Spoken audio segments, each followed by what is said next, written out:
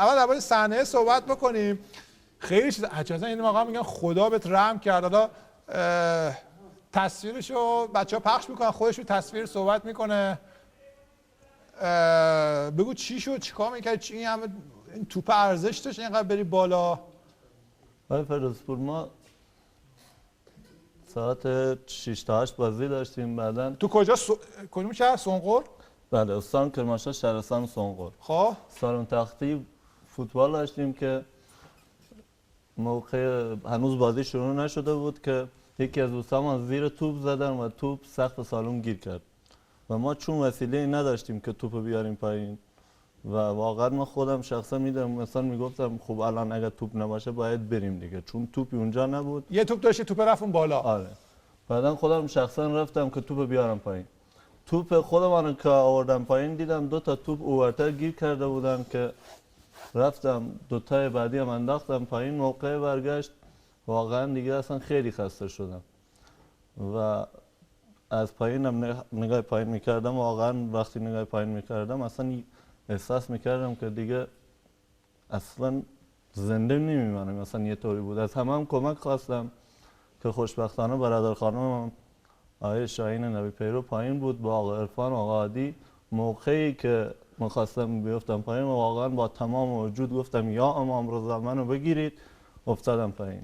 بعد افتادی پایین. الان تصویرش پخش میشه. این تصویر الان این پیرن آبیه مثل که اون پیرن سفیده آقا شاهین برادر خانم، او یکی هم آقا عادی و آقا عرفان که واقعا ازشان تشکر دارم. الان اینجا یا امام رضا رو گفتی و بله دیگه جون نداشتی خودت نگه؟ نه دیگه اینجا دیگه واقعا نگاه پایین میکردم.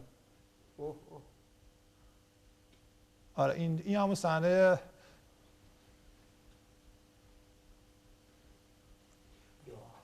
چند متر تو ارتفاع؟ 8 متر. الان این شخصی افتادی آبیه که افتاده اونجا؟ سفیده شاهین آبیه هادیه. او یه خردسالم بود، برادرزادم آقا پوریا بود که او ازم خواست که توپ زرد رو برم بیارم پایین، چون من توپ اولی خودمان انداخته بودم پایین. بعدا از پایین داشت صدا میکرد میگفت عمو سجاد توپ زردم بیار. بالاخره ما رفتیم. بعد از پایین افتادی روی برادر خانومت، روی بله. کمرش افتادی؟ بله، چون اونا با من عادت با سر و کمر آمدم پایین. یعنی اگر برادر خانومم شاهین و هادی و عرفان نبودن واقعا اصلا خودم احساس میکردم که 1% احتمال زنده بودنم نبود. بعد این برادر خانومتون چی شد؟ اون چیز نشد؟ اونا من وقتی که افتادم پایین خوردم رو اونا، من چشم باز کردم ولی دیدم اونا 3 تاشون بیهوش افتاده بودن اون طرف. یعنی من از اونا زودتر چیز کردم و زمانی که خودم چشم باز کردم واقعا احساس کردم که تمام بدنم خورد شده. یعنی اول اینطوری که آرام سرم تکان دادم و گفتم خب خدای شکر گردنم سالم، بدن کمرم. بعد اصلا نمیدانستم که واقعا پام خورد شده از ناحیه مش. پا گذاشتم که بلند شدم دیدم واقعا پام اصلا 2 پام، یعنی مأمور اورژانس که آمده بود مثلا چیز بکنه واقعا داشت. من خودم میدیدم که اصلا خیلی ترسیده و اونجا منو اعزام کردن بیمارستان، یکی از بیمارستانهای کرمانشاه که اسم نمیارم، که دکتر اونجا میخواست پای راستم قطع کنه. پای راست میخواد قطع کنه؟ بله. و برادر بزرگم آقا محمد که واقعا از اینجا دستشو میبوسم، چون واقعا خیلی برام 3 تا برادر دارم، خیلی برام زحمت کشیدن. منو اعزام کردن بیمارستان امام حسین. تنها دکتری که تو کرمانشاه گفت که مثلا این قول داد که مثلا حداقل منو عمل جراحی کنه آقای دکتر ایوب نادری بود و آقای مهدی زارعی که واقعا خیلی برام زحمت کشیدن. اگر نبودن شاید پای راستم قطع میکردن. از همینجا از دکتر نادری و آقای مهدی زارعی کمال تشکر دارم و تقریبا چندین عمل جراحی رو پایم انجام شد. بعد از تقریبا 14 ماه من خونه نشین بودم. یعنی دیگه با اینکه عمل شده بودم. چیکار می‌کردی؟ کارت چی بود؟ قبلا من تو شرکت مسار ابنیه پیش مهندس آجیلیان اونجا کار می‌کردم. چیکار می‌کردی؟ ما با کمپرسور دستگاه حفاری می‌کردم. خب ولی چون دیگه الان این جریان برام پیش آمده در آینده تو شرکت فقط آقای آجیلیان زحمت کشیدن این مدت بیمه ما ریختن حساب، ولی دیگه از اینجا به بعد دیگه. اون وقتی که این تصویر برای ما فرستادی چند وقت از این مریضیت گذشته بود؟ از این مسئولیت؟ جالب بود فیروزپور، من خودم اصلا خبر نداشتم. یعنی اصلا زمانی که چشم باز کردم دیدم همه دارن رو سرم فیلم میگرفتن. گفتم آقا هر کس فیلم گرفته حذف کنه، شما چرا نیامدید کمکم کنید که من اینطور نشم. آقای علی پروینی و آقای احسان ایرانی که واقعا اگر اونا نبودن اصلا معلوم نبود، چون من دیگه از لحاظ علم پزشکی، از لحاظ دکترای کرماشا گفتن آقا دیگه بقیه عمرش رو دیگه باید روی چر بمانه. من روستای پدر خانمم بودم، شبی که برنامه داشت همینطور. کدوم روستاست؟ روستای سردره قبادی. خودم اهل روستای قمام هستم. روستای پدر خانمم که سردره قبادی هستم اونجا بودم.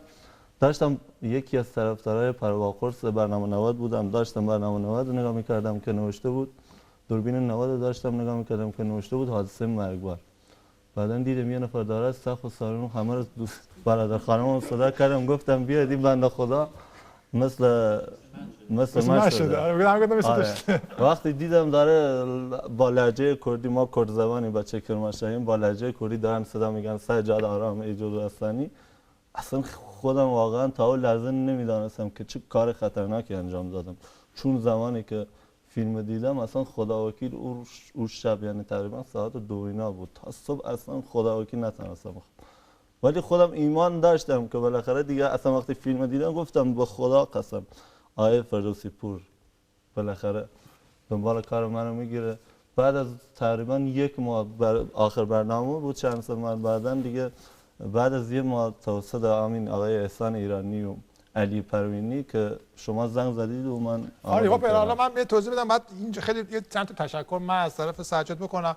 بعد سجاد به حال پیدا کردیم، گفتیم واقعا این رو دستش راه میرفت، آخرین صحنه که ما دیدیم رو دستاش راه میرفت. اومدیم اینجا آقای دکتر کیهانی که از برجسته‌ترین ارتوپدای و متخصص و جراح هستن محبت کردن، چند بار دیدن آقای سجاد خان و بعد در واقع کار بعدی که انجام شد با آقای دکتر نوروزی صحبت کردیم که در کلینیک استقلال ایشونو به طور رایگان فکر کنم چند جلسه شما فیزیوتراپی کردید اونجا؟ تقریبا 180 جلسه. 180 جلسه ایشون به طور رایگان.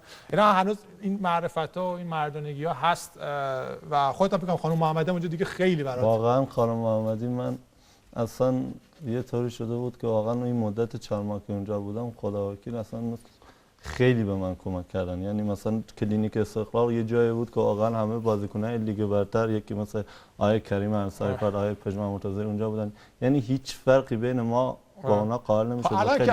الان میتونی راه بری دست بدی، الان تو که تا چند یه راه برو بچ حداقل همه ببینن این در حال این ثمره دوربین 90 این تلاشی که انجام شد این بودی که الان سجاد راه میره رو پاهاش خیلی قشنگ یه راهی برو دستی بده با هنرمندانی که حتما دوستشون داری. پا بدی اگه ماش هم بده مثلا.